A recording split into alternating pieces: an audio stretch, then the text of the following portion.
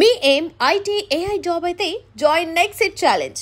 Job తెచ్చుకోండి, 5 లక్షలు తీసుకోండి. ఇండస్ట్రీలో ఇప్పుడైనా ఎలాంటివైనా ఫేస్ చేసావా? కమిట్మెంట్ లాంటివి అలాంటివి ఏమన్నా నీకు ఇబ్బందులు ఎదురయ్యా? అంటే ఫేస్ చేశానా అంటే డైరెక్ట్గా ఎప్పుడు ఫేస్ చేయలే. ఫోన్ కాల్స్లో ఫస్ట్ నేను వెళ్ళి నెరేషన్ వినడం. సో డైరెక్టర్ ఎదురుగుండా ఉన్నప్పుడు, ప్రొడ్యూసర్ ఎదురుగున్నప్పుడు నెరేషన్ వినేదాన్ని. ఇంటికి వచ్చాక కాల్స్ వచ్చాయి అనమాట. అగ్రిమెంట్ కి ముందు కరెక్ట్గా రేపు అగ్రిమెంట్ అన్నప్పుడు ఈ రోజు నైట్ నాకు కాల్ వచ్చేది. సో ఇట్లా నువ్వంటే క్రష్ అంట, ఇంట్రెస్ట్ ఉందంట, లైక్ ప్రొడ్యూసర్ కానీ డైరెక్టర్ కానీ అలా కొన్ని కాల్స్ వచ్చాయి. ఐ వాజ్ లైక్ ఫస్ట్ లో అయితే డైరెక్ట్ గా ఒకసారి అడిగే ఎవరో డైరెక్ట్ ఇలా కూర్చుని మాట్లాడను. కమిట్మెంట్ అనగానే ఐ వాజ్ లైక్ నేను చాలా కమిట్మెంటల్ ఉంటాను, చాలా హార్డ్ వర్క్ చేస్తాను దానికోసం ఇట్లా చెప్పేసారు. నాకు తెలియదు కమిట్మెంట్ అంటే అది ఆ వర్డ్స్ అవి మనకు తెలియదు. మనం ఏంటి, మనం కాలేజీలో చదువుకుని వచ్చాం కదా. కమిట్మెంట్ ఇవన్నీ అంటే మనం చాలా కమిట్మెంట్ గా ఉంటాం. హార్డ్ వర్క్ చేస్తారా అని అడుగుతున్నారేమో.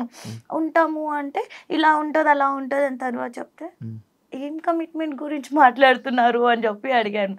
లేదు దీన్ని కమిట్మెంట్ అంటారు అంటే అక్కడే ఒక డైరెక్టర్ కొట్టి మరి నేను బయటకు వచ్చాను. ఆ డైరెక్టర్ పేరు అడగద్దు, నేను చెప్పను. పెద్ద కాదు.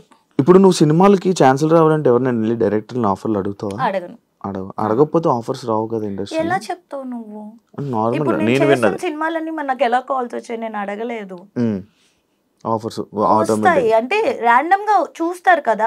ఇప్పుడు అలా అయితే నేను ఇంకా రిలీజ్ కాని మూవీస్ చూసి కూడా, అంటే డబ్బింగ్ థియేటర్స్ కి కొంతమంది డైరెక్టర్స్ వస్తారు, లేకపోతే ఏదన్నా ఫ్రెండ్స్ ఆఫ్ ఫ్రెండ్స్ ఉంటారు, వాళ్ళు చూపించుకుంటారు కదా క్లిప్స్. అరే ఈ అమ్మాయి బాగుంది అని నాకు ఆఫర్స్ వచ్చినాయి కూడా ఉన్నాయి. కాకపోతే ఎన్ని కంటిన్యూగా నేను టీవీ షోస్ చేస్తుండే, సీరియల్స్ చేస్తుండే, మూవీస్ చేస్తుండే, వెబ్ సిరీస్ చేస్తుండే, బట్ కరెక్ట్ బ్రేక్ అయితే రాలేదు. ఎందుకు తెలియదు. నువ్వు స్టోరీ వినవా?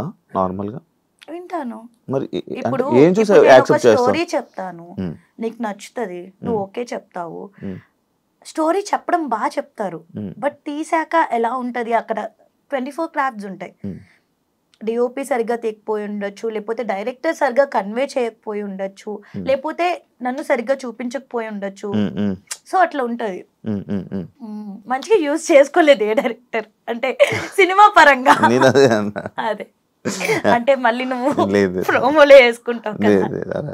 కేబీకేజీ కిరాక్ బాయ్స్ కి అడిగల్స్ ఎందుకు ఎలిమినేట్ అయిపోయావు? రీజన్ ఏంటి తెలియదు నాకు. అడిగావా? నేను అసలు తర్వాత కాంటాక్ట్ కూడా చేయలేదు. అంటే నాకు బాధేసింది. అగ్రిమెంట్ లో అదేం మెన్షన్ చేయలేదు, ఎలిమినేషన్స్ ఉంటాయి ఇవేం మెన్షన్ చేయలేదు. అండ్ ఫస్ట్ టైం ఎలిమినేషన్ ఉన్నప్పుడే షాక్ అయ్యా, అప్పుడు ఇద్దరిని చేసే. సెకండ్ టైం ఒకళ్ళనే చేశారు, ప్రేరణను తీసుకొచ్చి రీప్లేస్ చేశారు. అర్థం కాలేదు నాకు.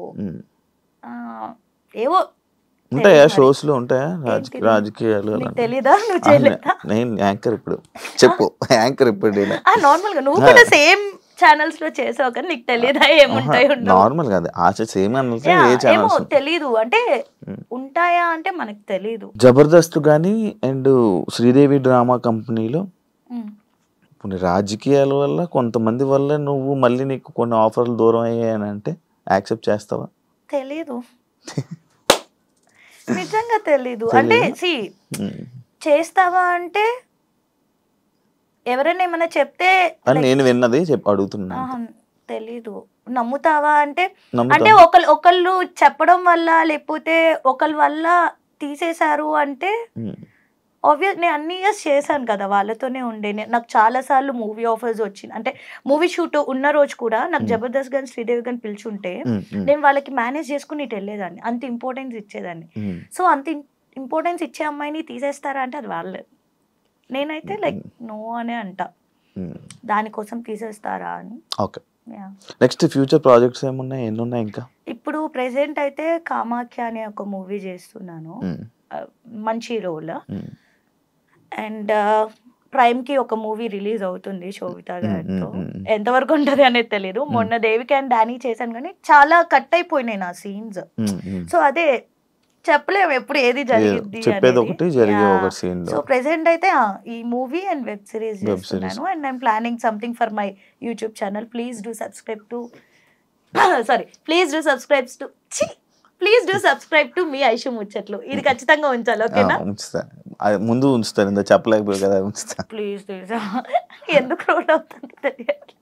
కాదు, బిగ్ బాస్ ఆఫర్ వచ్చింది, లైక్ ఆఫర్ అంటే లైక్ కాల్స్ వచ్చాయి, ఇంటర్వ్యూస్ అయిపోయాయి.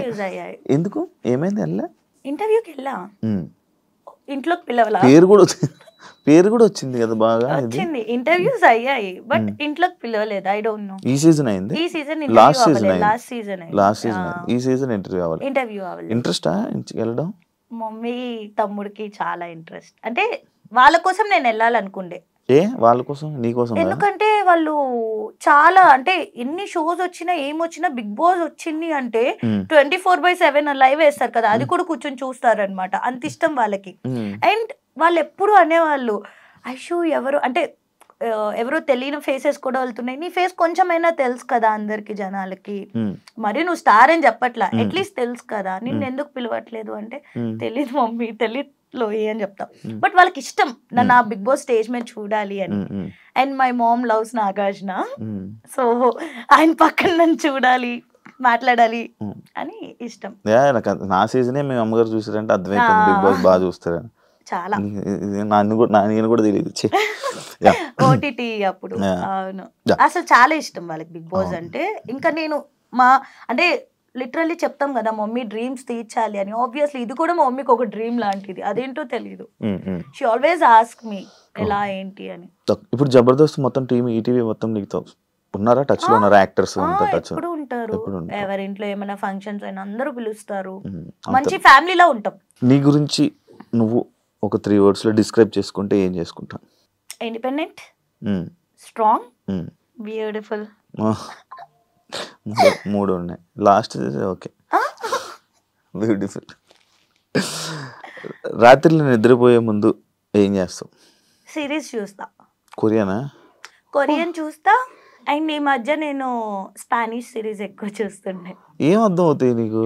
సబ్ టైటిల్స్ ఉంటాయి కదా, చదువుకున్నాం కదా, కింద సబ్ టైటిల్ చూసి మీద మొహాలు వెళ్ళిపోతాయి కదా. అది నీకు ప్రాక్టీస్ అయ్యే కొద్దీ నువ్వు మొహం చూసి వెంటనే చూసేస్తావు నువ్వు. కళ్ళు రావా?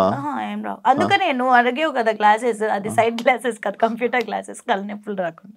ఒక సీక్రెట్ చెప్పు, ఎవరికి తెలియంది నీ గురించి.